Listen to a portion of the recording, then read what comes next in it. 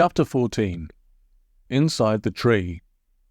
It was dark inside the oak tree, dark as night it was, and Polly had never been more scared in her whole life.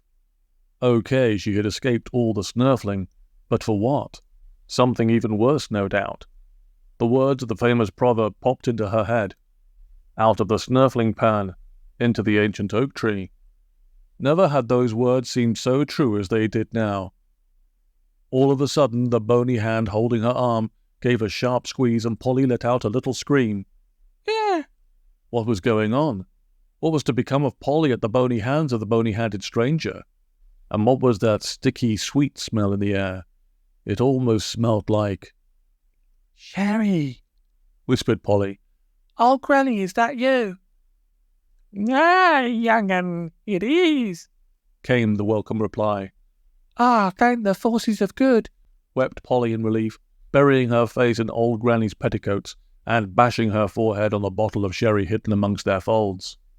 "I've been through a terrible things, old Granny, terrible things indeed," she sobbed. "And Friday's off in Spainland, and I've been trying to find you, old Granny, and there's bad mysteries going on, bad mysteries like I doesn't knows what." "Dry your eyes, young 'un," soothed old Granny, stroking Polly's hair with her bony hands. "You are safe for now. By the way, sorry about my hands. I know they're a bit bony, but they're the only ones I've got. Now, come with me." And switching on her old-fashioned torch from before the war, old Granny led the way down a spiral staircase carved into the very earth itself. How long do they walk down those stairs? No one can say, for time passes strangely when you're underground and it's quite dark and things. Down and down they went, only stopping now and then for old Granny to take a sip of sherry from the bottle she always kept in her walking stick.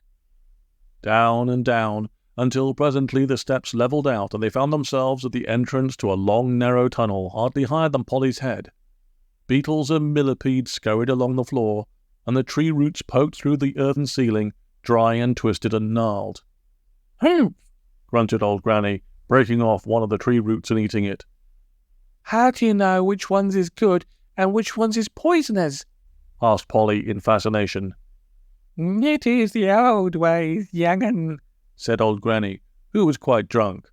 Secretly she spat out the disgusting-tasting tree root into her handkerchief before continuing. "Most of this ancient wisdom is forgotten now, but us old folks still know the tricks." "Like this tunnel?" asked Polly. "Aye," said old Granny, nodding slowly. "These tunnels run under the whole of Lamonic Bibber. My mother told me about them when I was just a little girl. 'Old Granny,' she told me, 'there are some tunnels.' My mother was a wonderful woman," sighed old Granny, wiping a tear from her eye. "It was a shame the way those pelicans got her.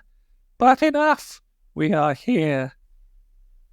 The tunnel had been climbing steadily uphill for some time, and now in the dim torchlight, Polly could see a small white door up ahead, half overgrown with moss. What was hidden behind that door, Polly dared not guess, but old Granny pushed it back on its hinges and crawled without a moment's thought. And following, Polly was amazed to find herself surrounded by bowls of boiled eggs with cling film over the top and a jar of piccalilli from before the war. The tunnel had come out in old Granny's fridge.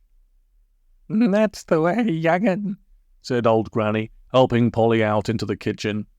"Now come and sit by the fireside while old Granny tells you her incredible tale." So Polly knelt down at the hearth, and old Granny lit the fire against the cold wind that had caught up outside. "There," said the old woman. "a good old-fashioned blaze-up, that's the way." Old Granny stirred the fire with a poker. Then she poured a few drops of sherry onto the flames, causing them to flicker and dance with a strange purplish light. For some time she sat gazing with a faraway look into the flames, as if seeing pictures there from days long gone.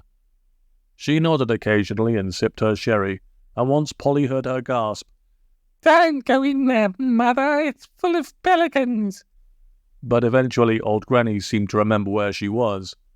"Young 'un," said she, turning to Polly, "show me what that whopper dog did find down by the Lamonic River where the water rushes grow." With a grimace, Polly took the coloured stones from her skirt pocket. She could not believe she had once thought them beautiful, like her goose on a hill. They had brought nothing but trouble, and now she could barely bear to bear them in her bare hands. Billy William called them power crystals, whispered Polly as she placed them into old Granny's withered palm.